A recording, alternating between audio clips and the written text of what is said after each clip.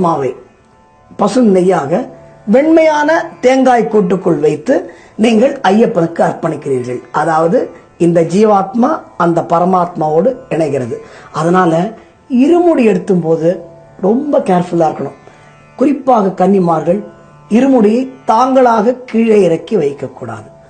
குறைஞ்சபட்சம் 3 வருஷம் மலைக்கு போனவங்க தான் இருமுடிய தானாக ஏற்றி இறக்கலாம். அப்படி இல்லை அப்படின்னா நீங்களா இருமுடியை இறக்கக்கூடாது. கூட பக்கத்தில் உங்க கூட வர சாமிகள் 10 வாட்டி போயிருப்பான், சில பேர் 15 வாட்டி போயிருப்பான், சில பேர் 20 வாட்டி போயிருப்பான். அவங்க கையால தான் இருமுடி எடுக்கணும். இன்னொரு முக்கியமான விஷயம் கன்னிசாமிகளுக்கு, சபரிமலை யாத்திரையின் பொழுது கன்னிசாமிகள் யாருடைய துணையும் இல்லாமல் எங்கும் தனியாக போகக்கூடாது. ரொம்ப முக்கியமான விஷயங்க. இதன் பிறகு இந்த இருமுடி எடுக்கிறோம்ல, இந்த இருமுடிக்கு என்ன மரியாதை நீங்க கொடுக்கணும் தெரியுமா? உன்னோட ஒரு கடவுள் பயணிக்கிறார் என்று அர்த்தம். உன்னோட ஐயப்பன் வரதா ஐதீகம். அதனாலதான் இப்போ நீங்க விரதத்தில் இருக்கும்போது நீங்கள் பார்க்கலாம், காத்தாலையும் குளிப்பீங்க, சாயங்காலம் குளிப்பீங்க, தலை குளிப்பீங்க. ஒரு வியாதி வராது, ஒரு ஜலதோஷம் வராது, ஒரு தலைவலி வராது.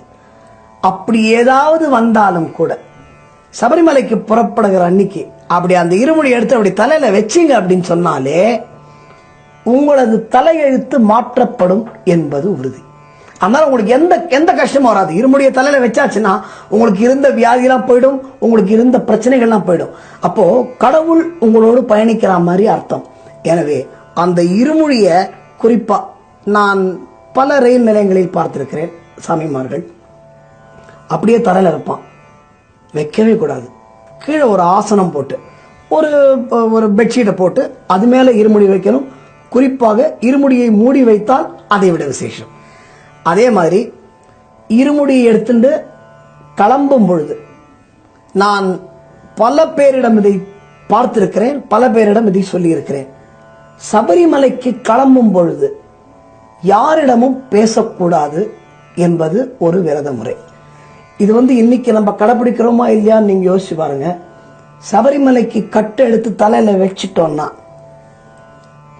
யார்கிட்டையும் பேசக்கூடாது.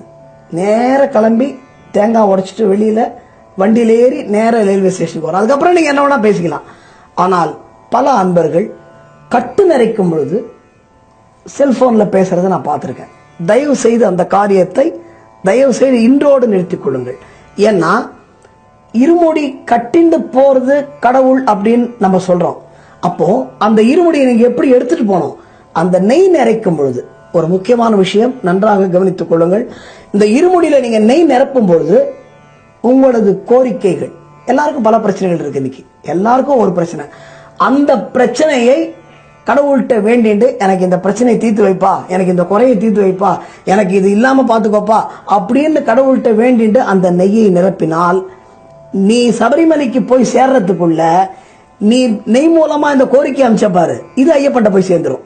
நீ சபரிமலைக்கு வரும்பொழுது அந்த கோரிக்கைகள் நிச்சயமாக நிறைவேற்றப்படும், உன்னுடைய பிரச்சனைகள் தீரும்.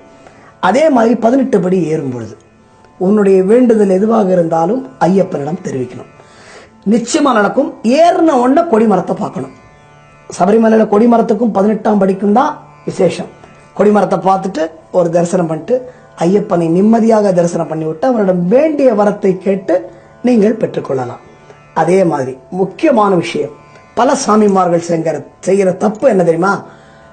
பம்பைக்கு இறங்கி நெய்யபிஷேகம் முடிஞ்சு பம்பைக்கு இறங்கி வரீங்களா, வந்த உடனே என்ன பண்ணுவான், அவனுக்கு 42 நாள் பொறுமையா வரதான் இருப்பான்.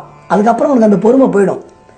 பல அன்பர்கள் அவங்க மாலையை கட்டி பம்பையிலேயே இந்த மரத்திலே கட்டி இருப்பதையும் நான் பார்த்திருக்கிறேன். அன்பர்களே, உங்களை வணக்கத்தோடு கேட்டுக்கொள்கிறேன், தயவு செய்து இந்த காரியத்தை செய்யாதீர்கள்.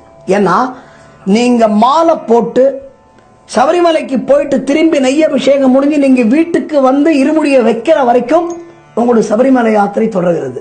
நீ வழியிலேயே பம்பையில மாலையை கட்டினா நீ அந்த வருஷம் சபரிமலைக்கு வந்ததா கணக்காகாது. அதனால தயவு செய்து பம்பையிலே எந்த குருசாமி சொன்னாலும் சரி அவர்கள் பேச்சை கேட்டுக்கொண்டு பம்பையிலே மாலையை கழற்றக்கூடாது. ஒண்ணு.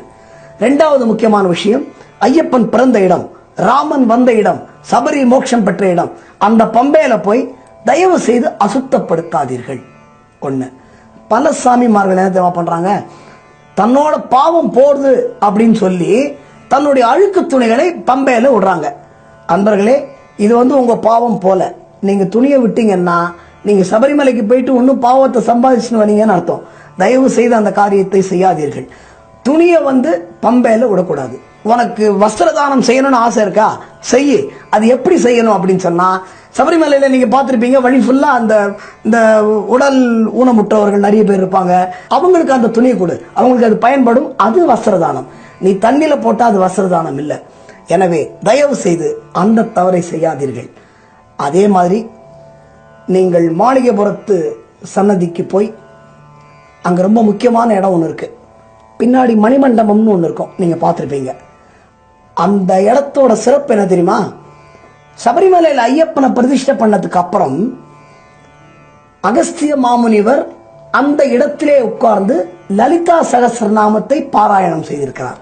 அந்த மணிமண்டபத்தில் முக்கியமான இடம் அந்த இடம். எனவே அந்த இடத்துல நீங்க என்ன கேட்டால் நடக்கும். உங்க பொண்ணுக்கு கல்யாணம் ஆனுமா, கல்யாணம் ஆன பொண்ணுக்கு குழந்தை பிறக்கணுமா, உன் பையனுக்கோ பொண்ணுக்கோ வேலை கிடைக்கணுமா, கண்டிப்பாக கிடைக்கும். அந்த இடத்திலே நீங்க ஒரு 108 சரணம் சொல்லி ஒரு லோகவீரம் சொல்லி நமஸ்காரம் பண்ணீங்கன்னு வச்சுக்கோங்க, உங்களுக்கு என்ன வேணுமோ கிடைக்கும்.